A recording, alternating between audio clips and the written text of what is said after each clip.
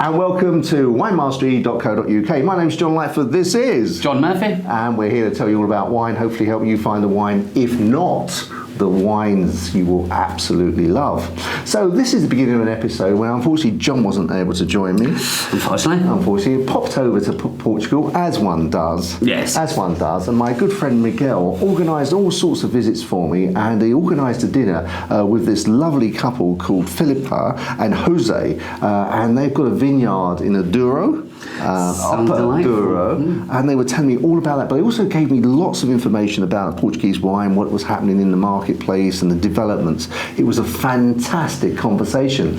So fantastic was the conversation that the last 15 minutes of it, I didn't notice that the camera had turned itself off. Oh. So, what I've done is I've put in some pictures and stuff of vineyards and of Filipa's and José's vineyards and where their house is in the middle of this, in the valley. It looks really beautiful. So the audio is still worth listening to. They come out with some fantastic information. So please forgive me for that. Do watch the video to the end. Hope you enjoy it. And we'll catch you in the next video. Chin chin. Chin chin. Hi, welcome to winemastery.co.uk. My name's John Lightfoot. This is... Well, I'm Filipa Trigo from Lisbon, Portugal, although my family is originally from Douro. Douro. Douro. You get that one. Douro. Where's Douro? It's in the north of Portugal. It's a patrimony world territory, and where great wines are made. And is that the same place that port wine is made, or...? Port wine is made in this area also. Okay. Because Douro is divided into 3 areas. Okay. Douro, Corgo Superior and Corgo Inferior. So you have port wine made in all of these areas, which is the Douro area. The Douro area. Yeah. Okay. And I'm also joined by... Oh, I'm José. It's a hard name to say in English. In English, for English people, yeah. I'm Filipa Trigos from Douro, Lisbon. As well. And we both do and make and commercialize one of the best Douro wines in Portugal. Wow. Excellent. That we tasted at this marvelous dinner. Yes, and I can confirm that it is delicious. As you can see, some of the remnants on the table there, it is delicious. But we'll get to that in a moment. And we also have. And we also have Miguel, who is a very close friend of John and also of you. And is making some kind of marriage between Coquinhos and John. Wine mastery. Yeah. So you guys have a vineyard, and how long has the vineyard been established? How long has it been in the family? Well, the vineyard has been in the family for 4 generations now. The thing is that before, the grapes were sold to big wine-producing companies because the grapes were so good that they would go to make the port wine of these great companies. And then we said, well, if these companies are making such good port wine, why are we not using our grapes to make good wine? And so the decision was to have Quinta do Coquinho brand making its own wine. Okay, and that when was that? What? It was decided in 1999. Okay. We only had the agricultural property, and we didn't have the infrastructures to make the wine. So we had to decide how would we go on with the project without the infrastructures. The thing was that at the moment, an association of grape producers was created called Lavradores de Feitoria. And so this association made it possible for a group of grape producers to bring in the grapes and have the wine made in their facilities and have a distribution organization to make the selling of the wine. And so this is how it all started. As soon as the first wine came out, it was so good with our grapes that we decided, well, if our grapes make such good wine, let us start our own project. And so the decision was made to build a winery in order to have the wine we produced in our own property. The first wine to be wholly produced and vinified in Quinta do Coquinho was the 2004. And it had the prize of a gold medal from wine produced in Douro. So again, we said, well, this was the right decision. Let us go on with the project and go on producing really good quality wine. And this is how it all started. Wow, wow, that's quite a story. Yeah, Yeah. And so where did you enter the picture in terms You know that the family decide to produce wine, but they forget to sell it. of? So the family think that I have a commercial ability. Yeah. And they asked me to start. Sorry, to start with selling the wine in 2007. 2007. We start in 2007, and the Coquinho wines were.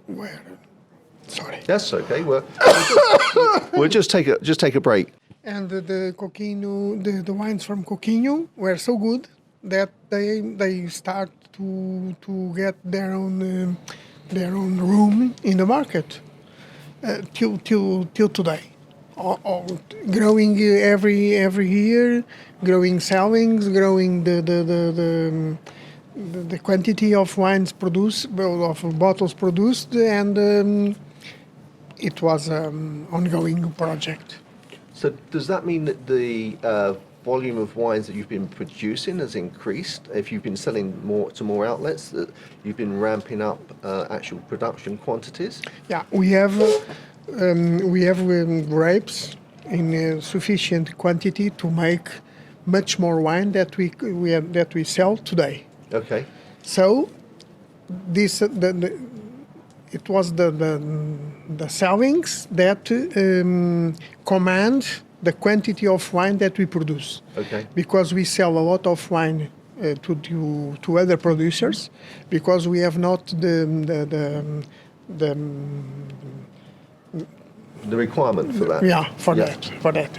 And every year we improve the quantity from 20,000 bottles to 25 to 30, 40. Every year we are going to improve the quantity of bottles that we make. But one interesting thing that you mentioned over dinner, which I thought was amazing, was that if the quality wasn't correct, then maybe in a good year you produce 25,000 bottles.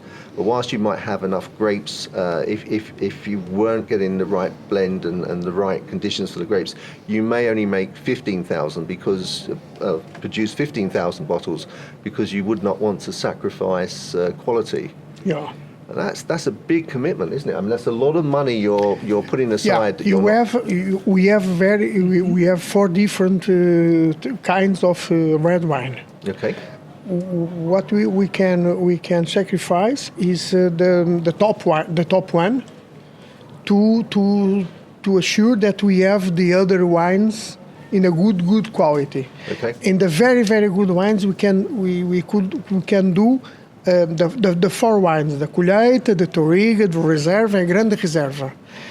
When the wines were not so good, we can assure the quantity, the global quantity, but not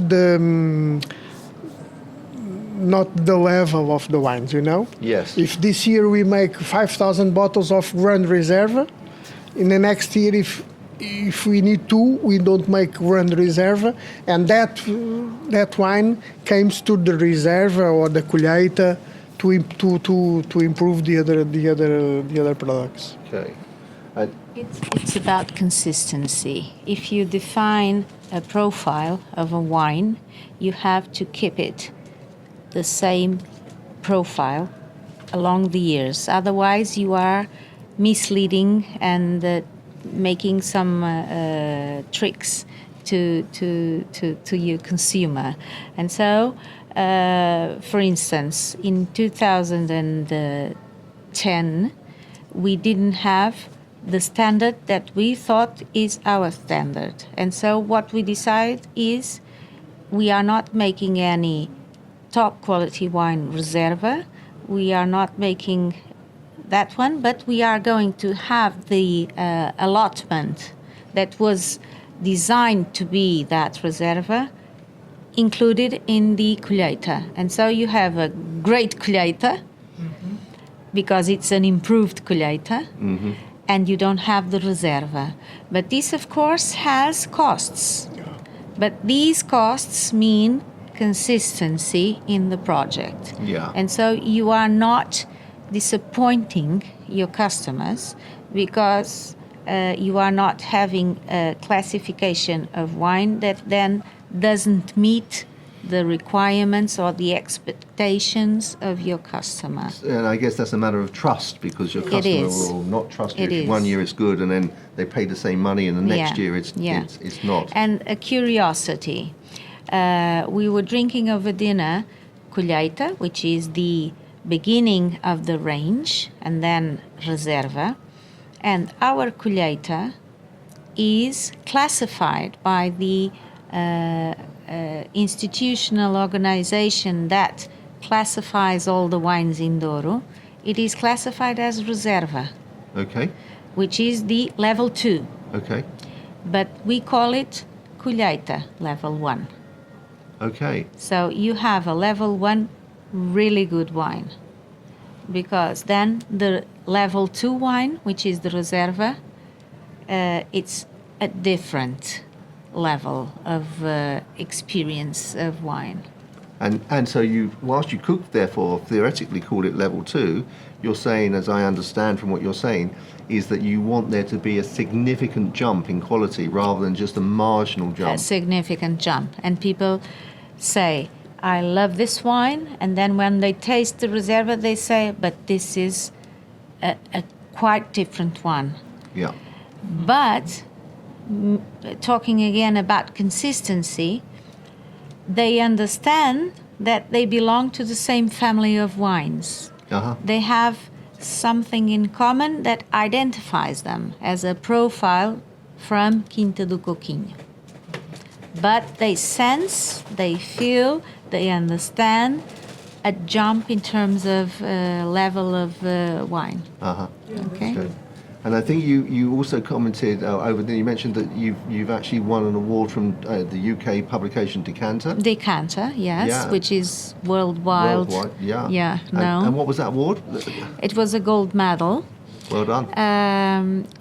Well, we don't work for prizes, but we are rewarded when we receive It's a very prize. nice to receive It's it. very nice to receive Yeah. it because you always think that your product, your family, your things are the best in Yes. the world. But then the others may not see it as you see it. Of course. So when you send your wines to be tasted by worldwide renowned, prestigious people, and you have a gold medal, you see that you have a validation that in fact what you are doing is really good.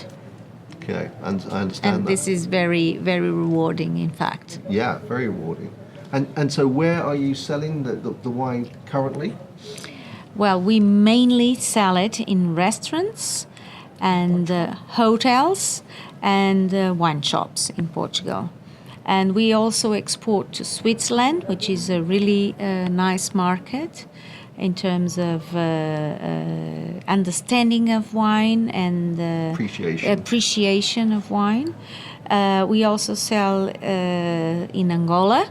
Wow, really? Yes, and Luxembourg. Luxembourg is a really tiny country, but it has a lot of Portuguese people living and working there. Oh, really? Yes, in fact, and they appreciate the products from Portugal, and we also sell the wines there.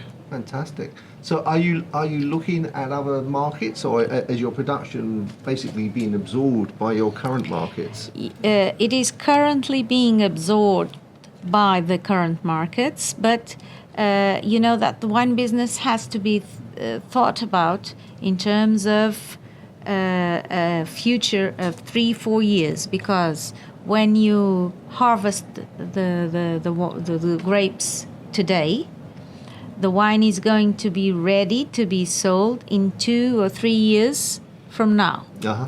So if you think about increasing your market, you have to think with this In mind. in mind, yes. And so it has to be done quite smoothly and really, in terms of planning, very well thought. Because this time gap is important to be overcome in terms of being able to have the client and have the product to deliver. Okay. Okay? Yeah, I can see that. Yeah, so you have to plan ahead. Well, I guess having the product up front, so having it there is at least better than some manufacturing where they don't know what the demand's going to be. At least you're setting it out in advance. Because if you have the product in your house, you have a lot of money Tied up. just there. Yeah. Just there. Yeah. And money Costs money. costs money, is expensive. Yes. So that's Yeah. how it is. Yeah. One of the things you also mentioned over dinner was that you have grapes at a certain altitude and other grapes at a different altitude, and you pick them at different times, and the different characteristics of those altitudes will affect the blend or the final taste of the wine. So how many, is there just two, so is there sort of like zone A, which is at the bottom, and zone B, which is at the top, or are there more, is that too simplistic for it? No, this is very simplistic. No, it's not like that. Usually the grapes in the lower altitude, they can be picked sooner. Okay. Because it's more heat, Yes. and the grapes in altitude, they Take longer they take longer, to ripen. and they make different kinds of wine. I would say that the wine when your intention is to make wines with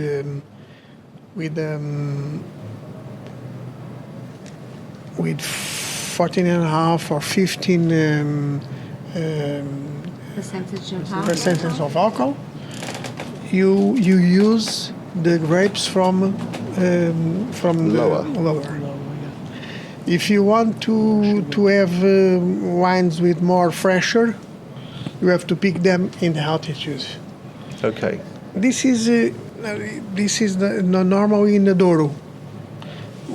Grapes in altitude. You want to do 5,000 bottles of that wine, you have to pick them. You have to pick the grapes to do that wine. Today, the wine begin in the harvest. You know. Uh-huh. Begin when you plant the vineyards. You think what you want to do 5 years later. Wow. That's the That is, of course, That's the technique. That's a big investment agagen, coming to money being tied big up. investment. You have to wait 5 years before you see. 3 years ago, we invest 25 20 250,000 euros. euros. Well, $250,000. Yeah, Make quarter it of a sound- million. to make it- yeah. To make it sound more scary. 4 years ago and 2 years ago, another quarter of million. Wow.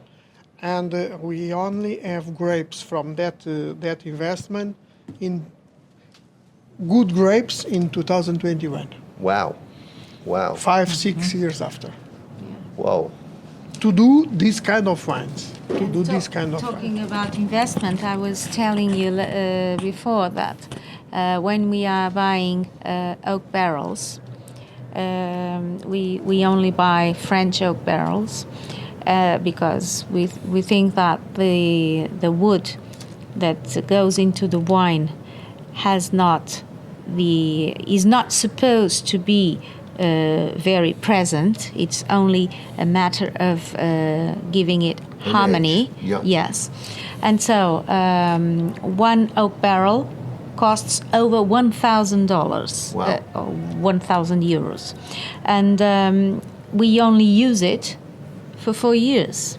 So you understand that after 4 years, it's of no use, and 1,000 euros has been spent. Yeah. And then we sell it for 50 euros. How many bottles are there in a barrel? I mean, because presumably, obviously, that cost goes. Every bottle has to support the cost of Yes, that barrel. we usually have barrels.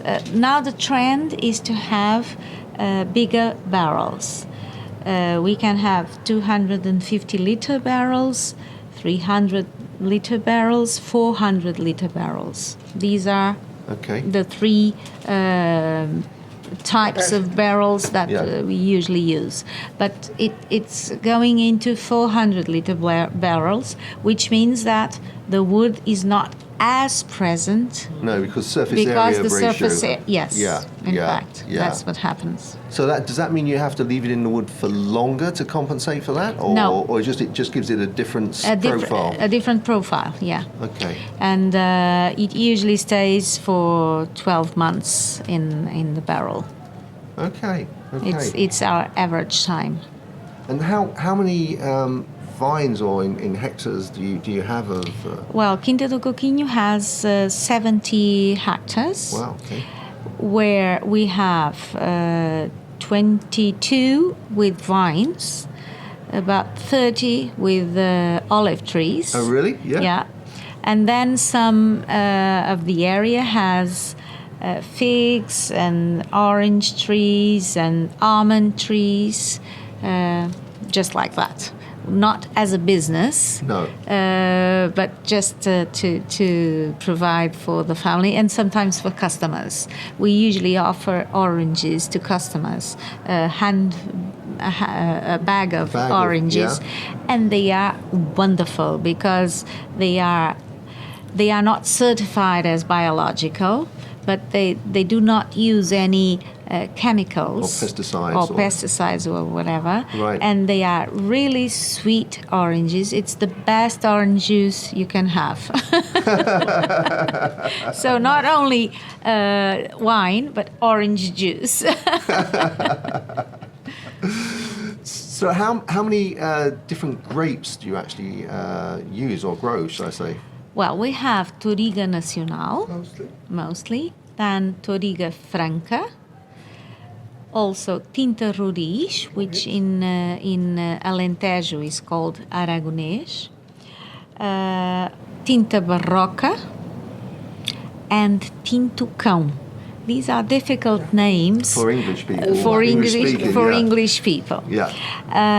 We didn't mention the grape varieties for the white wine. Of course.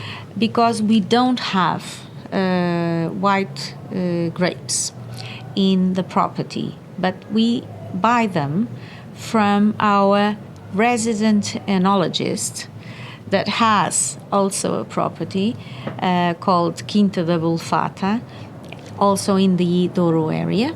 And so we buy from him Rabigato, quite a difficult name, Yeah. and Viozinho. And all of the grape varieties that I've mentioned are typical grape varieties from Douro. we only use grape varieties from the area. So the essence of the terroir is present in the wines because these are the wines that are really, in fact, like living in their home place Yes. at Douro. Okay. That's it. So, and in terms of the obviously Portuguese wine is now, I think, being accepted internationally as a growing a place that's growing with very interesting wines. And I think perhaps in the past Portuguese wine has had the reputation of not having high quality wines, of having good table wine, but it hasn't been known, am I correct? Hasn't been known for sort of high quality wines if we go back 40 years. But now I think it's everyone is beginning to understand that there are very high quality wines coming out of Portugal, as Decanter has reported. So is that having an impact in terms of interest from overseas for you? Are you seeing an increase in interest from overseas, or is that still you still feel you're not doing that because you're concentrating still at the moment in Portugal and so not looking to go beyond? It's always a difficult competition market, but the Portuguese wines were known for the port wine. Yes. This was the origin of That good English wine. Yes, of the wine. But as it is, once the port wine was so good, and we had the raw material to make good table wine, once the producers decided to start making table wine, the wines were in fact very good. And so it's still a long way to go, but I think that the Portuguese producers are very focused on going to the outside markets, going to fairs like Pro Wine and fairs in the wine trade show in London and in France and all over Europe, and also in the United States and Canada and Brazil and also Japan and Singapore. So the Portuguese producers were very concentrated on the national market, and now they have opened their minds to the world, and they are traveling abroad and taking the Portuguese wines to be tasted, and in fact we are having quite good reviews on the wines, and I think that we have traced a very good path in order to succeed in terms of having recognition. But as I was saying previously, France has 500 years of history of wine. We, in terms of table wine, have like 40, so we still have a long way to go. But I guess everyone in the wine industry is learning from everybody else. So it's not, in terms, it's not isolated. So that, in other words, the skills that have been learnt in France are being transferred. It's not like, in other words, you're learning from other people, and obviously within the wine community, I'm sure there's a lot of technical information that goes backwards and forwards as everyone scrambles for more information. The Portuguese enologist students, once they finish their courses, they all go abroad. They go to New Zealand, they go to Australia, they go to Chile, they go to Argentina, to Napa Valley, to France. They go everywhere. And then they come back and they have gathered all the information to be able to define, in terms of the national territory, what they are going to do. And in fact, I think that nowadays Portugal is producing great quality wines and cheaper than the wines that are being sold from other origins. Yeah, I totally agree. And the quality of the wines that I've tasted tonight are unbelievable. They're really top flight. Obviously, it's not available in the UK at the moment, so those of you in the UK will not be able to go. But if you're ever in Portugal, and especially in the Lisbon area, you're bound to get one of the restaurants that you will be able to buy this wine, and you'll see the pictures of it coming across on the screen. So is there any, for people, this channel is targeted more towards the beginner in terms of wine. Is there any top tip that you think you could give someone in terms of how to choose a wine, how to decide, how to grow their experience? Is there any advice you could give someone? Tu explicarias nisto melhor que eu. There's an issue that it's very important. You know that the customers all over the world, they drink wine from the grape variety. Uh-huh. French produces Cabernet Sauvignon, Merlot, you know. Yeah. Italians produce wines, blends, without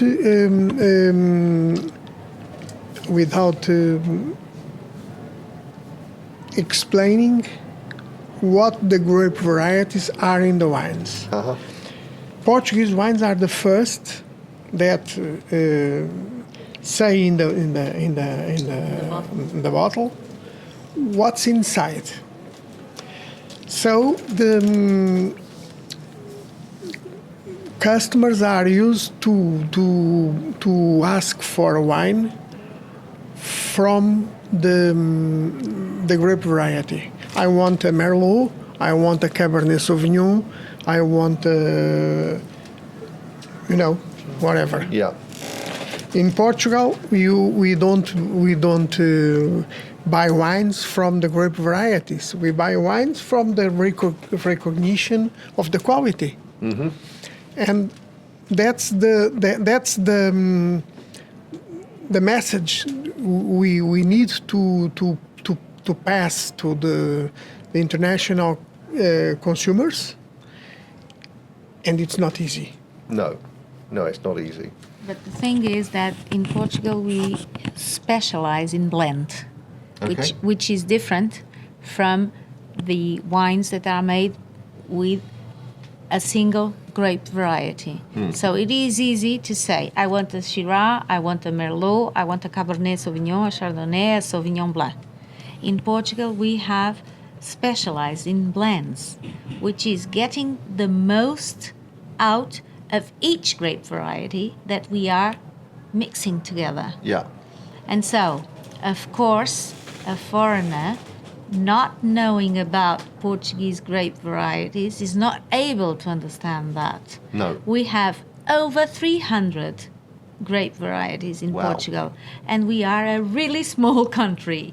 So this is quite a Big number to deal with, yeah. Yes, and the names are difficult to pronounce. Yes. So I think that the work has to be done by our sommeliers, by the staff in the restaurants, to ask the customer what is your specific interest or liking in terms of wine, to be able to suggest the product that will go and meet the expectations of the client. Yeah. Of course, that means time for the conversation to flow, Yes. and knowledge from the part of the person that is dealing with the customer. Yeah. And so it's a long way to go, but I think that in fact we have something that is really different from the offer that is being made abroad. Yeah. And is it true? I was told by someone, I can't remember who, but I was told that blending actually enables you to provide a more consistent product, because if the weather changes, it's a bad season. If you've just got one grape, you're stuck with that one grape. Whereas if the season is slightly different, you have 1 or 2 or 3 grapes going in, you can actually balance the grapes to actually still get the same taste and the consistency for your customer. In fact, you are quite right. Yeah. Yeah. And I think that once you have one grape variety, you are more stuck with that, with a slower range of experiences. Yeah. Once you have the blend, you have a wider experience. Yes. That's what I More think is possible. Yes, Yeah. that's Yeah. what I think is important. Yeah. Yeah. Miguel, were you about to say something? Yeah. Go. No, I was saying something, but then I forgot. So that's my problem now. We all have that problem. You can only think about the wine now. Yeah, about the wine. But so I forgot it, but no problem. What are the varieties of this wine? That Reserva is a blend of Yeah. Touriga Nacional Mm-hmm. and Sauzão, which I was explaining. Sauzão is a grape variety that comes from the Minho, and it's called Vinhão, and in Douro it's called Sauzão. It's a really, really tough grape variety with a lot of color, with a lot of power, and tannins also. So it gives you a very powerful wine. The Touriga Nacional smooths the blend, and also the fact that it has old vines grapes means that these are grapes that have more concentration of everything, flavor, of aroma, and so it's really a high profile wine, a premium wine. This is the best one. This is The best one. yeah, it's the best. So this is the It's Good the, one. The entrance, It's but the it's good entrance. one. very good. very good. Well, And this is mono grape. Yeah, monogrape. this is a reserva made only of Touriga Nacional. The saying in Quinta do Coquinho is, taste it, love it. Uh-huh. Which one to buy? All of them. Oh, why not making a pack? With Of course, you should make it back. Yeah. Excellent. Well, thank you so much for sharing the time with us, and thank you very much for sharing the wines over You're dinner. very They're welcome. absolutely delicious. I really, really enjoyed them. It was an absolute fantastic experience. And I say thank you very much for taking the time to do this video. Guys, if you want to find out more, I'll have the link of the website underneath, so you can contact, have a look on the website. It's exactly what it's all about. As I say, if you're ever in Portugal, I'm only saying that because at the moment it's not, unless you are in Switzerland, lucky enough to be living in Switzerland, then please try and search this wine out. It's well worth the effort. And with that, we'll see you on the next show. Cheers. Bye bye. Wow. Bye bye.